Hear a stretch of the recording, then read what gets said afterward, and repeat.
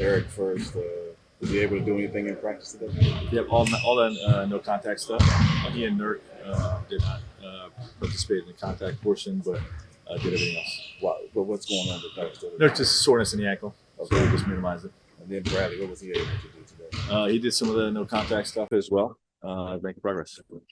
In terms of that, obviously we see him getting shots and he's making movements, but that's far from playing an actual game. So when you say progress, maybe what do you mean? And more sprint work. I mean, there's quick twitch stuff, which is he participated in some of the shell defense and all that stuff, half court, and then there's a full court sprinting where you're stretching out your legs and your stride.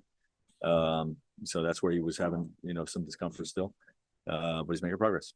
In terms of got a couple more days, what do you need to see in the next couple of days that will make you confident to put him out there on Thursday? It's not about me. I gotta, it's the medical team that determine, where he's at with his pain reporting, and just how much he's still feeling with the increased work, and then, with the increased work, how does it feel? How does it respond next day, right? Which will be the case for tomorrow, and then tomorrow's work into Thursday. Starting lineup the other night, how did you like the way that was kind of slotted in there? I think Royce is a great option in starting lineup. We got a lot of different ways we can go. I like Eric in there, and obviously when Brad's healthy, we like that group as well. But Royce is a high level role player, and we knew that coming in, but he keeps exceeding our expectations. Of playing 37 minutes the other night, banged 6 threes, played great defense, crashing the boards, just doing a lot of little things to help you win basketball games. So we're happy with what we're seeing there. You mentioned about the season wanting to experiment with different lineups to see what you have. Was that a similar type situation, or are you kind of just going to stick with this in regards to Royce starting? Yeah, we'll make those calls on a game by game basis based on who's available. Yeah. Coach, just a rare 3 days off. Well, not off, but before your next game, how are you using these next few days to get ready? Balance the rest and recovery while staying sharp and in rhythm. So today was probably the most intense practice that we'll probably have the rest of the year. But just to take advantage of staying in rhythm, getting their cardio up, keeping their conditioning high. So we did do some live portions of practice today in short doses.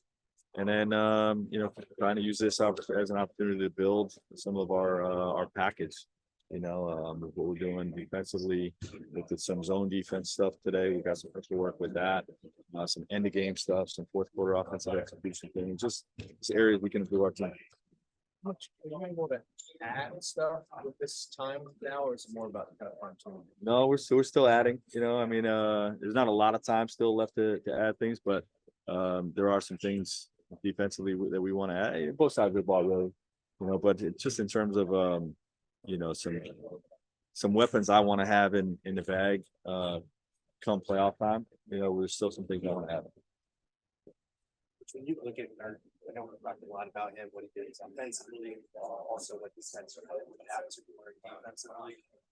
I mean, just the impact that he's had in your team. How would you describe it? Has he exceeded expectations? Yes, absolutely. And he had a near triple double the other night. And we have a matchup where we feel like he's going to play in the mid 30s in minutes. He showed he can put up big time numbers. And obviously, we've struggled to win games when he's been out of the lineup. So he's been invaluable for us this year, and just all the ways that he helps us, right? Facilitating offensively, with scoring and with his passing and with his rebounding, 7 offensive boards the other night, and then defensively, just having again being the best big shoulder defender in the league. Really attacking all drivers that come to the basket. Blocking more shots than he was doing earlier in the year. And one of the best defensive rebounders in the game, so giving us a lot on both sides of the ball. Coach, it was announced yesterday at the All-Star Game. It was reported yesterday at the All-Star Games. Is that something that excites you? What does that mean for the All-Star Game to be here? I'm aware of the report, but we're not commenting publicly on it yet. So then I can say that. Coach, when you look at Sunday, it was one of those second side games with the Traps, which you guys do. Second side, it worked out really well. How would you evaluate the way the team has played in those environments, just the success level you've seen? Yeah, we had 2 possessions where we were poorly spaced, and that's one of the things we worked on today, just making sure that, we're spacing properly. but we always want to have what comes next, after the initial action, and that's where the spacing really comes into play. We made some good steps there, and some good steps in terms of having more multiple action stuff in the fourth quarter. Where we have a look for the first option, and that's taken away a quick swing into some second action that we like as well. So in those fourth quarters, how often is it the guys sort of just like deciding what they're running and you kind of calling it? So like, how do you work that balance in the game, but specifically in the fourth quarter? Yeah, in the timeouts, I give them a menu of like, over this next chance that we like. These are the defenders that we want to go at. It's the actions that we like. But this is where our team's done a great job of leading on the floor, and taking those opportunities to, they're the ones that are going to get the shots up, and the actions that they want to go to. They got a green light within the menu of what I'm asking them to run. So I think Book and KD have done a great job. Brad, when he's been in there, handling it even more than those guys. But Book and KD doing a good job of just getting our team in the actions that we want. To go back to that spacing, Grayson's rim pressure was great on Sunday. Sometimes he wasn't even shooting it. Sometimes he was. Just he's not a guy that you look at and I think people think, well, it's a guy who gets to the rim. But what does that do for you guys when he's downhill like that? He's just one of those guys that obviously getting downhill, there's immense value in that. But Grayson's one of those guys that can ratchet up his aggressiveness, based on who he's on the floor with. If it's just him and Kev and some role players, then he has to carry himself like one of the top scorers and be very aggressive like we saw the other night. And he has that ability, because he makes high IQ plays.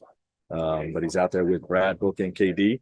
Okay, then he's spotting up in the corner and making second side type of plays. So we did ask him to turn up his aggressiveness the other night, and he really stepped up. The last thing I had on that second side stuff is just how much does Royce help, not only as a shooter, but as a decision maker? I think he only has like 4 turnovers so far this year.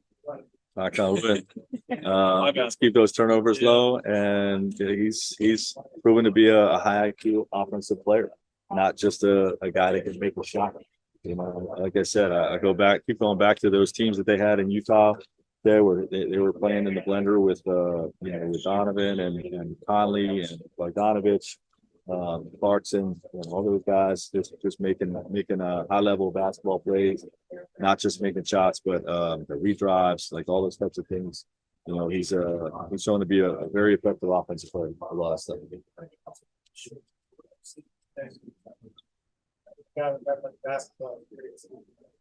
Yeah, experience is invaluable, and you need solid vets.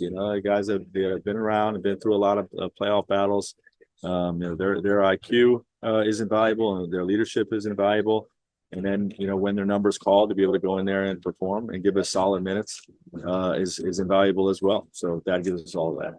Coach, what does it say about Grayson there? Obviously he's aggressive, but you need your legs to hit threes, and him to be able to balance that whole idea of playing hard, being aggressive, but yet still having the legs even late in games. And guarding the other team's best player. Right, exactly. Yeah. So it says a lot about him. And it's not easy to do. But he continues to exceed our expectations with how he's played the shit. How much do you prefer playing back-to-back games against the same team? I don't really have a preference one way or the other. You know what I mean? I think it helps you a little bit in terms of what your playoffs are going to look like. I don't think you do this so much early in the season, but maybe later in the season, have a game 1, game 2 of the playoffs type of mindset. But there's still managing the 82 type of factors. You play OKC on the third night, of that second game. So it's not exactly like the playoffs, but you have some things. Hey, you did this in game 1. This is what some adjustments may look like game 2. Coach, I know you don't have like Twitter, so you're not seeing the parody account that they have. What's Twitter? You mean X? X? X? Oh, X. I guess the point I'm getting at is I've been told about the parody account. I still have not been on it. I heard it's very funny. It's not me. Everybody understands it is not me. And but I have friends tell me that it's very funny. I mean, what do you think of that whole idea that somebody has created this account and they talk sometimes like they are? Well, I don't like that because that can be misconstrued the wrong way if people don't understand it. It's whatever it says parody on there. So I don't love that, but that's the social media world that we're in. Your kids haven't, like your kids brought it up to you? No. That they don't know about it? I mean, I didn't know about it, like that there was an account, but they're not the ones, mentioning to me. Right. I have no idea. I don't know how to answer that. Maybe they see more of my personality, than just answering, basketball questions. Golf game? No, I would not put that on social media. Thanks, Joe.